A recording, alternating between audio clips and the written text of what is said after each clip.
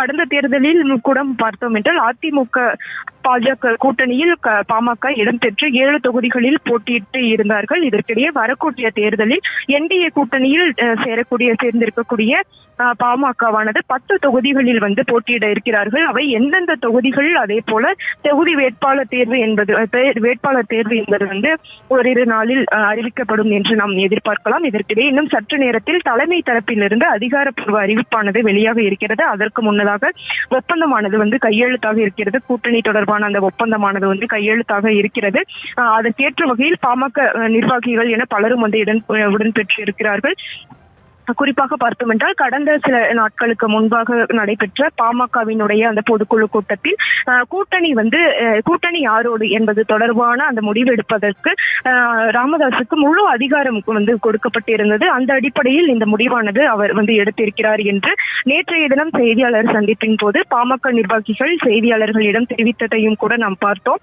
மேலும் பாமக நிறுவனர் ராமதாஸ் எடுத்திருக்கக்கூடிய அந்த முடிவுக்கு நாங்கள் எல்லாம் கட்டுப்பட்டு நாங்கள் எங்களுடைய பணிகளை மேற்கொள்வோம் என்றும் கூட அவர்கள் தரப்பில் தெரிவித்திருந்தார்கள். அதே போல நேற்றைய தினம் செய்தியாளர் சந்திப்பின் போது பேசியிருந்த கட்சியினுடைய பொதுச் செயலாளர் பேசியிருந்த போது கூட வடிவேல் ராவணன் பேசியிருந்த பொழுது கூட பாமகவோடு தேர்தலை சந்திக்கிறோம், என்னென்ன தொகுதிகள் என்பது தொடர்பாகவும் எத்தனை தொகுதிகள் என்பது தொடர்பாகவும் தலைமை அறிவிக்கும் அதிகாரப்பூர்வ அறிவிப்பின்படி அறிவிப்பார்கள் என்றும் கூட அவர் குறிப்பிட்டிருந்தார்.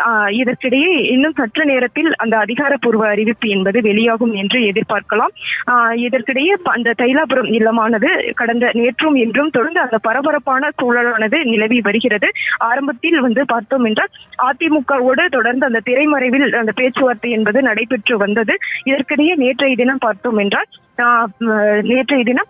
பாஜகவினுடைய டெல்லி மேலிட பொறுப்பாளர்களோடு ராமதாசும் அன்புமணி ராமதாசும் காணொலி வாயிலாக பேச்சுவார்த்தையில் ஈடுபட்டிருந்தார்கள். தொடர்ந்து அந்த பேச்சுவார்த்தையை தொடர்ந்து என்னென்ன விஷயங்கள் எல்லாம் பேசினார்கள் என்பதை உயர்மட்ட குழுவுடனும் அதே போல மாவட்ட செயலாளர்களுடனும் ராமதாசும் அன்புமணி ராமதாசும் அந்த ஆலோசனையை மேற்கொண்டு இருந்தார்கள். அந்த ஆலோசனைக்கு பிறகாக இந்த நிர்வாகிகளுடனும் அந்த மாவட்ட செயலாளர்களுடனும் கலந்து ஆலோசிக்கப்பட்ட பிறகு இந்த முடிவானது எடுக்கப்பட்டு இருப்பதாக அந்த நிர்வாகிகள் தரப்பில் நம்மிடையே தெரிவித்து இருந்தார்கள்.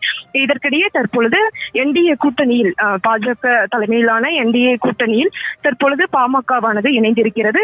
பாமகவிற்கு 10 தொகுதிகளானது ஒதுக்கப்பட்டு இருப்பதாகவும் நமக்கு அந்த தகவலானது கிடைத்திருக்கிறது.